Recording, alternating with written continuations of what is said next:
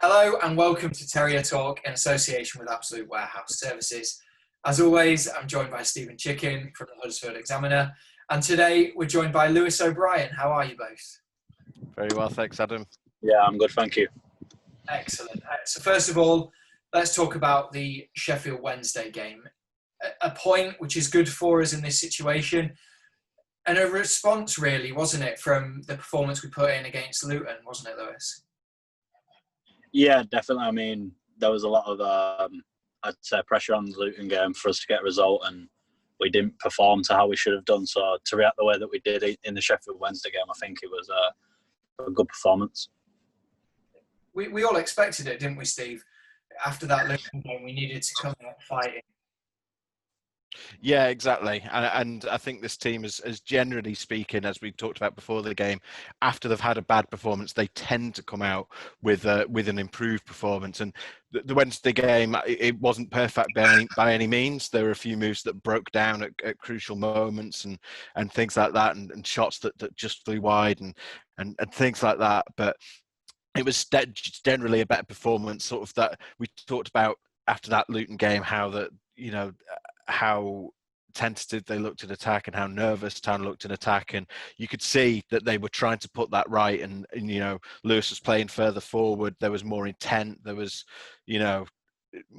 players were trying to be bolder and keep themselves in the right positions to make chances, which they did. Unfortunately, just couldn't get one away. Is that for you, Lewis, something that you discussed before a game as a group of players? The Luton game obviously didn't go how we wanted it to. We were all disappointed from that. Or is it a reaction that just comes naturally? Yeah, I don't really think you have to speak to the other players about it. I think we all know in ourselves that the game wasn't good enough and that the reaction is needed. But as Stephen said, we always react well when we have a bad performance. We always get up and carry on fighting. So I think we've just got to prove that in the next game as well, that we can follow on performances and maybe have a bit more attacking threat when we do go forward. We'll speak defensively first of all. Obviously, we've been doing very well, 3 clean sheets in the last 4 games. How important is that in terms of our style, Lewis? Yeah, it's massively important. I mean, I don't think we've had that many clean sheets this season, so to get 3 out of 4 is good going. But I mean, we also need to be effective in the front end of the pitch as well. We're getting the clean sheets, but I think we need to create a few more chances when we get up to the top. Luton game aside, wasn't it, Steve? The defensive organisation since the restart has been excellent. Yeah, I would certainly say so. And I know that the Forest game, you look at that and you say, well, it's 3 goals, but you have to remember that obviously once you've gone behind, you then have to try and push forward a bit more. And we've seen it a couple of times that once it gets to 2, it then easily becomes 3 because you're pushing so hard to try and come back from 2 goals down. But obviously they've had plenty of clean sheets. I think that's, how many clean sheets is that? 4 in the last 5, I think, for Town. So I mean, I don't think there's many teams in the division that have a better record than that. But I mean, it's obviously when you're not scoring goals either, you need to find that balance still. So although it's obviously pleasing to get the clean sheets, I'm sure that people want goals at the other end of the pitch as well. Absolutely. And in training, Lewis, that defensive organisation, in terms of where everyone needs to be positionally, how hard did you work on that before the football came back and obviously during the season now? Yeah, I mean, the emphasis was there massively when we came back, but I mean, we actually worked in like position specific. So the defenders were together with the midfielders, and then the attackers was doing their own work. But obviously, defending's an 11-man game, so we'd all come together at the end and work on that. But we've also been working on the other aspects. It's just trying to put them all together and creating the perfect performance. Defensively, you and Hoggy have a huge job, don't you, to stop people from playing through the middle, pressing people constantly to try and nick the ball back? Yeah, I mean, when you have Hoggy on your side, it's a lot easier to defend because he's so aggressive in that aspect of the game, and it allows me to push forward a bit. I think I'd probably be negative to myself and say that I haven't been getting forward as much as I could have done, but I think in the Sheffield Wednesday game, people could have seen that I was trying to play more like myself with Hoggy defending how he does and trying to help back as well. Yeah, you were almost up alongside Emil Smith-Rowe for when you're on the ball, weren't you? It was almost a 4-3-3 in possession. Yeah, I think it's good to get the balance of, especially with me, if I can go forward and if I can stay in. It's a good one to read with Toffs as well on the left. I mean, is brilliant at going forward, but it's hard to read. We have to read each other's body language of when to go forward and stuff. So I just think the understanding was there more in the Sheffield Wednesday game than it was in the Luton one. I can imagine playing next to Hoggy, it's really easy to understand when you can go forwards and create those space and the link-ups, but then equally when he needs you for support. Yeah, definitely. It's all about communication, and Hoggy's probably one of the best at telling you where you need to be, when you need to be there and stuff. So for my first season to have Hoggy by my side, it's obviously a massive thing, and it's helped me a lot throughout the whole season. In the defensive system, Steve, how influential do you think Lewis and Hoggy are in terms of keeping a clean sheet? Oh, massive. I mean, you know, the fans love Lewis, and I think Danny Cowley has said that you know, he's got the Terrier DNA, because I think people always love to see that kind of tracking back and that energy you've got in the tank, and you know, your tackling is often superb when you're on the back track as well. So it's huge, and obviously Hoggy's hugely experienced. You know, he's I think it's fair to say the defensive side of the game is much more his strength, probably off the ball than on the ball. So when you've got and you know, it's that balance between having sort of a 6 and an 8 as well. You know, Lewis is more of a box-to-box player. Hoggy is more happy to sort of sit back when required. So I think there's nice balance in that midfield. It's just about getting the play ahead and either side back up to full speed as it was before the break. When you're next to Hoggy, Lewis, in training, like in games as well, how much have you learned from him so far, and how much do you think there is still to learn from a man of his experience? Oh, I've learned a massive amount. I mean, to come in for my first season at Huddersfield and to be able to play along Hoggy, obviously he's been at the club a long time, and he's been around football for a long time and had a great career. So in training, I just watch how he acts in training as well. I mean, he plays how he trains, so you get exactly the same in training. So I think that's a good aspect to have in your game. So I've tried to take that into my own training as well. So I've got a lot to learn off him still, because there's a lot more football to be learned from. I can imagine when you're playing and training alongside him, he's someone that you kind of look up to a little bit and try and meet his standards. Yeah, definitely. I think everyone does. I don't think it's just me. I think if you look at him, he's probably the one that you look up as to with the Terrier spirit, and the one that wants to keep the club where it is. So, and we spoke about attacking fluidity. Steve, you mentioned earlier that Lewis was pushing up closer to Emil Smith-Rowe. How much did that help to get us creating more chances, for the pitch to open up a little bit more?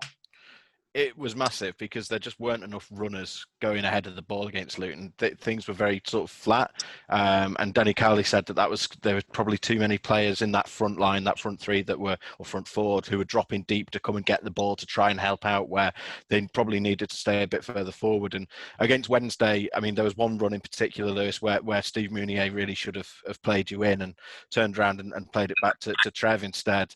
And that was probably the best chance of the game. And it's so much easier when you've got numbers in attack to sort of stretch the play and create space for everyone else. I think it's, Carlin Grant hasn't had the number of opportunities that he would have liked to have had since the break. And I think that if you can get more players sort of, it's about creating space for him. And I think before the break as well, when Carlin was on a bit of his previous dry spell in January, it was largely because teams learned that you can double up on Carlin. But when you've got Harry Toffolo going out the outside, and you've got, Lewis bombing forward, Emil Smith-Rowe and Chris Willett coming in from the other side as well, it's so much easier to put it on a plate for Steve Mounier, because if you've got someone doubling up on Carlin, it means the space somewhere else. And I think that's why we saw Steve Mounier have that good run just at the time that Carlin hit his dry spell. So, yeah, it really makes a big difference having the numbers forward.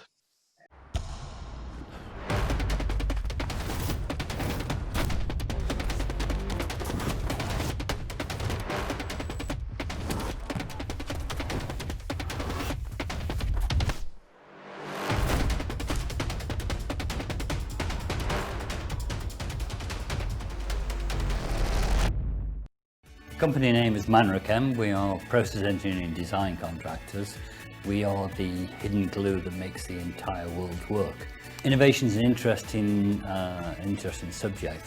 What we do is help people conceptualize their ideas. What we always say is that if somebody comes through our door with an idea, that we can normally find a way of helping them. Taking people's ideas and making it a reality is what we do. Lewis, obviously we spoke about you getting further forward in that Sheffield Wednesday game. In terms of the build phase, is that something we worked on in training ahead of that after Luton to try and free up the space a little bit more around yourself and Emil? No, it's kind of hard to get onto the grass and practice training at the moment with the amount of games that are coming, but we're doing a lot inside in the meeting room and watching the videos. So I think at the moment the most important part of our training is probably in the meeting room watching clips. So it's a hard thing, but it shows the knowledge of all the players, because we're actually not training it, but we can go into a game and do it. So it's been one of the biggest parts. Probably spent most of our time in the meeting room rather than out on the grass. It must really test you mentally, that to think about what's coming up next in terms of the players you're going to face, but then also what you need to do differently within a game in certain moments. Yeah, definitely. I mean, it was hard. It obviously comes very fast at the moment with game after game. I mean, once you finish one game, you're straight on to the next and learning about the other team. You don't really get much time to reflect. But yeah, it's a lot of information to take in. But I think all the lads have been doing it brilliantly so far. You've obviously been working on that part of your game. We spoke about it earlier in the season with you, but making sure that you can get forwards more, that you're creating, recycling the ball along the edge of their area. Just how much have you learned from doing that, and how has that developed your game? Yeah, I think it's a massive part of my game. I mean, making runs in behind, like Stephen said, frees up the space for Carlan and Toss. So I think the start of the season and mid-season that I was doing that quite a lot, which gave Carlan quite a lot of joy. But after in this period, I don't feel like I've been getting forward as much. So I think once I get there, my final product needs to be a bit better. I could probably create more goals, but obviously I'm always learning and always try to improve myself. So hopefully that'll come in time. Is that something that you have to think about just in terms of yourself? Like you said, you don't think you've been getting forwards enough over the last few games. Is that just something mentally that you have to kind of click and fix, or is that something a bit more tactical?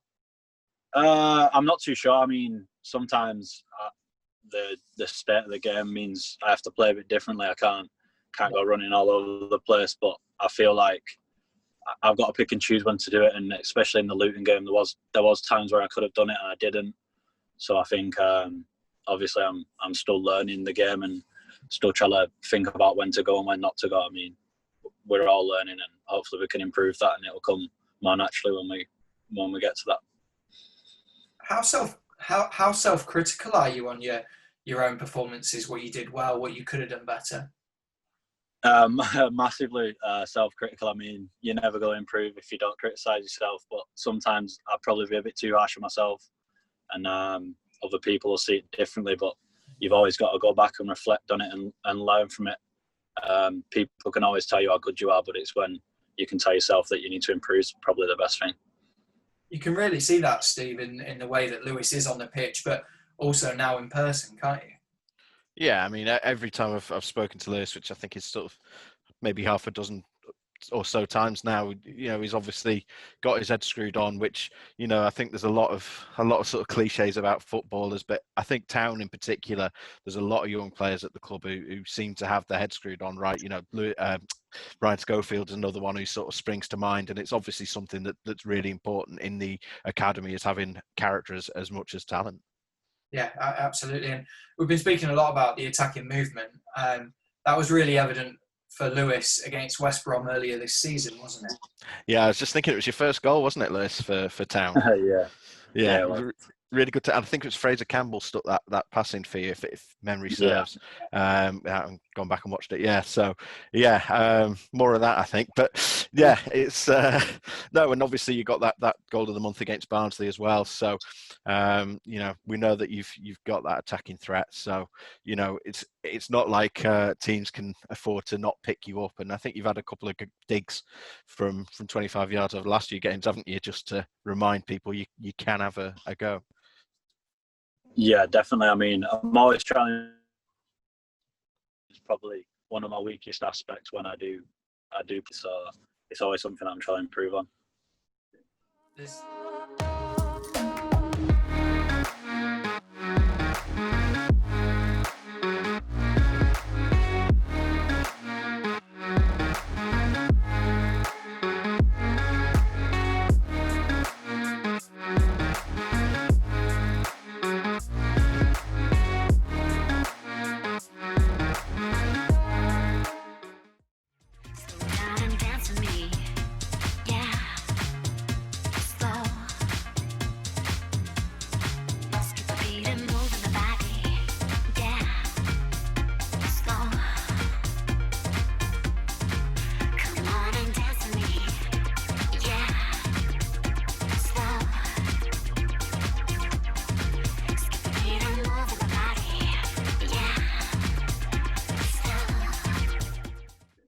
There's 2 games left now. Everyone's picking points up around us. As a group of players, do you feel pressure going into, first of all, this West Brom game?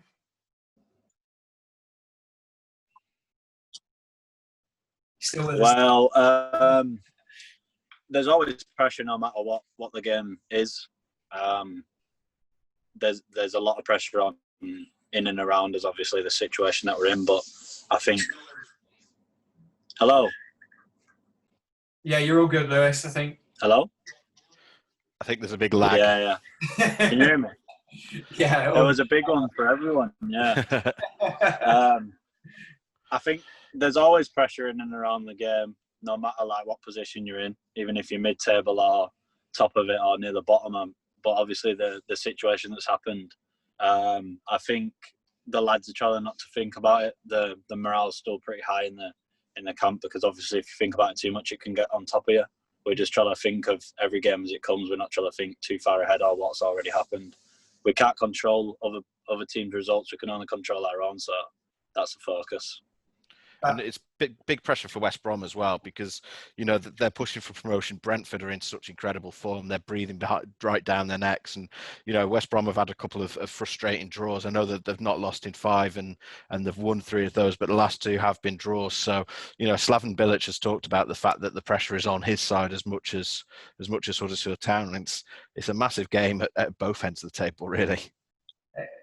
Absolutely, and it's a different type of game to the ones we've had as well, isn't it? That they're going to have to come out and really attack us, where other teams like Luton, for example, were happy to sit back and wait for us to break them down. Yeah, and I think that can play to Town's advantage. I think we saw that against Brentford. Is one that springs to mind earlier this season, away from home. And I think Town's sort of best attacking moments this season have been against teams that they've been able to counter-attack. That Bristol City game, they were a team that were coming forward, and I think both goals came, obviously one was a penalty, but came off attacking moves that were counter-attacks. So, West Brom, probably a point doesn't really do anything for them looking at the table, because they're only a point ahead of Brentford. And, Brentford have, is it 8 in a row they've won? So they really can't afford to, they're going to be going for it. They want the 3 points. And I'm not going to say that plays into Town's hands, because West Brom are one of the best teams in this division. There's only Brentford that have scored more goals. They're a massive threat, so it's not an easy game at all. But I think it probably suits Town better than, as you say, teams that sit back and are happy to soak up the pressure.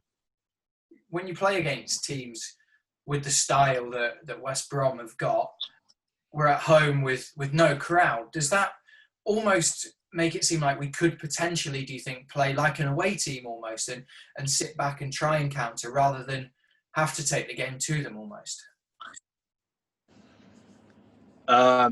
Yeah, I think with no fans, it's kind of a neutral ground. I mean, if you're if you sat back at any home ground and the home team was sitting back, the fans could probably get on top of them and start to influence the way they play. But I think the game plan that you've got to take into the game, you can stick to it because there's no like pressure over the fans. I think you've obviously got the water break, so you can take the game into 4 quarters if you wanted to and get through it that way. But the way that West Brom want to play, they keep it high up the pitch, but can't attack. So it could be quite a good game to be in. It was a good game last time as well. I know it ended 4-2, but I think people forget that Town were 2-1 up until about half an hour to go. And, you know, that was, I think, the Cowley's second game in charge. And it was still a time when I think people would admit there were a few fitness issues in the squad. And I think it was just one of those games where Town perhaps ran out of steam. And the substitution, I think, that West Brom made as well, one of the players they brought on really, really hurt Town. But it was a competitive game despite the scoreline last time they met. Yeah, I was going to say that, Steve, that I think it was Dean Garner that was brought on Hawthorns last time and completely changed the game. It shows the depth that they have in their squad, and having 5 substitutions available, obviously, for both teams that could play into their hands as well. Yeah, I mean, they had Chris Willock on loan earlier this season, and we know that, you know, he's a talented player and he didn't even get in the squad. So it tells you that the strength in depth that they've got in that team, and, you know, they're up towards the top of the table and pushing for automatic promotion for a reason. As I say, they're the second top goal scorers in the division. Only Brentford have got a few more. So they're a good outfit. And as you say, good strength in depth and a manager who I think is extremely well thought of in the English game.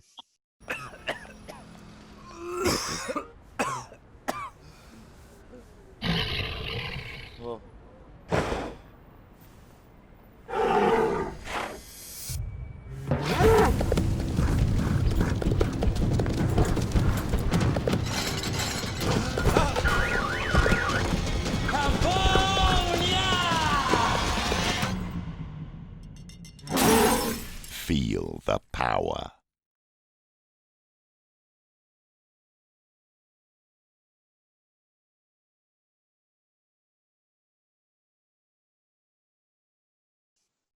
Do you see this as a big opportunity, Lewis, in terms of this game happening before the rest of the fixtures? A positive result could put real pressure on those that are below us. Yeah, as we were saying before, I mean, they've obviously got a lot of pressure on them as well, with Brentford being so informed as they are. And I think there's only one result for them, but then there's possibly 2 for us. There's 2 good results that we can get from this. So I think as the game goes on longer, they might feel the pressure a bit more, and it might open it up for us even more. So it could be a very good game to pick up some points in and release some pressure from us at the bottom of the table. Would you agree with that, Steve, that a positive result for us, the teams that are below us, then go into the weekend where we know that there's 2 certainly big games on Saturday, it could put a bit of extra pressure on those matches? Yeah, big time. And, you know, Town have been on the right end of that and the wrong end of that a couple of times over the last few weeks. It's been so topsy-turvy, but it's, it's, as you say, I think for the players, you would like to think it wouldn't make much difference, but I'm sure it must play on your mind a little bit. But yeah, it's a huge game that I think, weirdly, the fans don't really have huge expectations on this game. I think a lot of fans are already looking ahead to that Millwall game and thinking that that's going to be, you know, that it's going to go to the final day. So in a weird sort of way, there is a little bit less pressure on this game because I don't think anyone's expecting a result with respect. And Lewis, obviously, this is your second full season in professional football. Last year, you tasted relegation with Bradford, but what are the similarities and differences that you can think of that when you compare it to this season? Because you've obviously tasted the battle before. Is it much different there than it is here at Huddersfield Town? Yeah, definitely. There's definitely some massive differences in the fight that we're putting up this season compared to the season I had last. the feeling around the camp last season was very down and kind of like already done, even when we weren't. But I haven't felt that once this season yet. I think we all know that we've got the quality to stay up and that we've got the results in us as well. And like Stephen said, then I agree that the fans probably don't expect us to get anything out of it, which does relieve some pressure on us. Like I think that the Luton game was kind of one of them ones where everyone's thinking it's a must win, and the pressure was all on us, and they came and sat back and played the game very well. But I think tomorrow's a game where we can play as free as we want and all the quality and the enjoyment that we can in the game, because I agree that the fans probably don't think that we're going to get anything out of it, which lets us free up as much as we can. Steve, I'll just leave you with the final thoughts. Yeah, I mean, huge game. I mean, 3 points and Town are effectively safe when you look at the goal difference of the other teams in that bottom three, and that's, you know, not even taking Wigan into account. So it's but as we've talked about, it's a very difficult game. I don't think there's many harder fixtures. Town haven't been brilliant at home since the break, so they will need to come up with an improvement. But I think that performance against Sheffield Wednesday was encouragement that they can go into this game and try and give it a really good effort. And who knows, it's, again, we say it every week, but it's the Championship and anything can happen. Absolutely. Steve, Lewis, thank you very much for joining us. Huddersfield Town fans, you can watch us take on West Brom on Sky Sports and on iFollow HDAFC. Kickoff is at 5:30. Thank you for watching.